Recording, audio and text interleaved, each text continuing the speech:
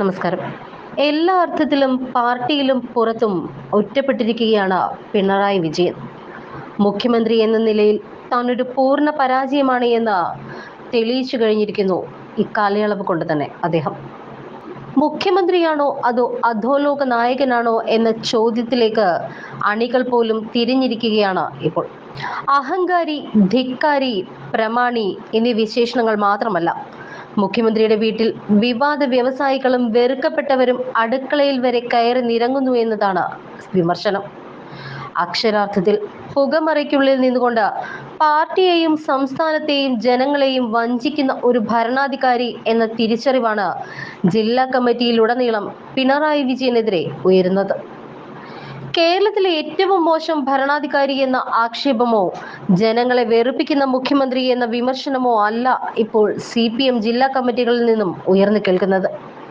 കാരുണികൻ, കാരണഭൂതൻ, ഇരട്ടച്ചങ്ങൻ എന്നിങ്ങനെ സ്വയം ചാർത്തിയ പര്യായങ്ങളൊക്കെ മാറ്റി നിർത്തിക്കൊണ്ട് കളങ്കിതൻ എന്ന ഒറ്റ പേരിലേക്ക് CPM ജില്ലാ കമ്മിറ്റികളും പൊതുസമൂഹവും പിണറായി വിജയന് അടിക്കുറിപ്പ് നൽകുകയാണ്. പിണറായി വിജയനെ CPM ദേശീയ നേതൃത്വവും സംസ്ഥാന സെക്രട്ടേറിയറ്റും എന്തുകൊണ്ട് പുറത്താക്കുന്നില്ല എന്ന ചോദ്യത്തിലേക്കാണ് അണികളുടെ പോക്ക്. എല്ലാ വിമർശനങ്ങളും ഒരേ വ്യക്തിയിൽ തന്നെ കേന്ദ്രീകരിക്കുന്ന സാഹചര്യമാണ് നിലവിലുള്ളത്. കേരളത്തിൽ CPMന്റെ അടിത്തറ ഇളകുക മാത്രമല്ല, ബംഗാളിനേക്കാൾ അതിദയനീയമായ തകർച്ചയിലേക്കാണ് കേരളത്തിൽ CPMന്റെ ഗതികെട്ട പോക്ക്. കേരളത്തിൽ ഇനി കോൺഗ്രസും BJPയും ആയിരിക്കും പ്രധാന പാർട്ടികൾ എന്ന നിലയിലേക്ക് പോലും കാര്യങ്ങൾ മാറിയിരിക്കുന്നു. കേരളത്തിൽ ഇത്രയേറെ വിവാദങ്ങൾക്കിടയാക്കിയ മറ്റൊരു മുഖ്യമന്ത്രി ഇല്ല.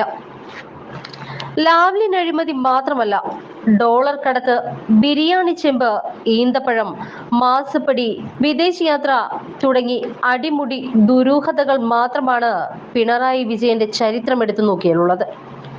എന്തൊക്കെ ആരൊക്കെ ആരോപിച്ചാലും ഞാൻ മാത്രമാണ് പാർട്ടി എന്ന മട്ടിൽ പിണറായി വിജയൻ തിരുത്തലുകൾക്ക് അതീതനായി വളർന്നുകൊണ്ടിരിക്കുന്നു.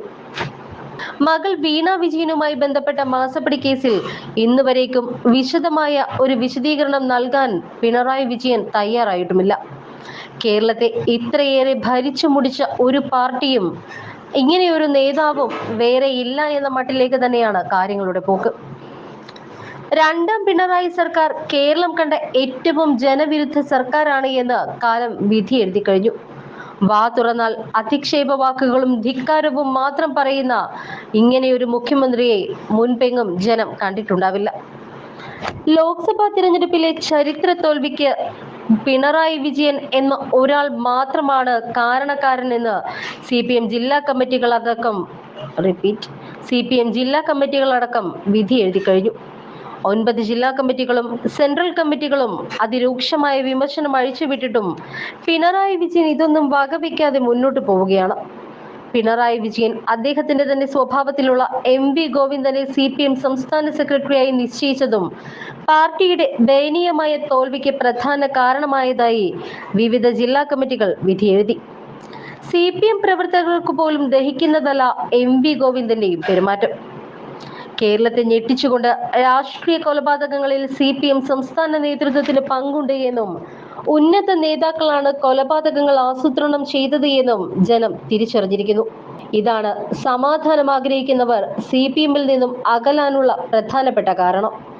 TP ചന്ദ്രശേഖരന്റേതുൾപ്പെടെ കേരളത്തെ നടുക്കിയ പല കൊലപാതകങ്ങളിലും പ്രതികളെ ആയുധങ്ങളുമായി അയച്ചതും സംരക്ഷിച്ചതും അവർക്കായി കേസിനടക്കമുള്ള ചെലവുകൾ വഹിച്ചതുമൊക്കെ പാർട്ടി തന്നെയാണ് എന്ന തിരിച്ചറിവാണ് വടക്കൻ കേരളത്തിൽ, പ്രത്യേകിച്ച് വടകരയിൽ CPMന്റെ അടിത്തറ ഇളക്കിയത്.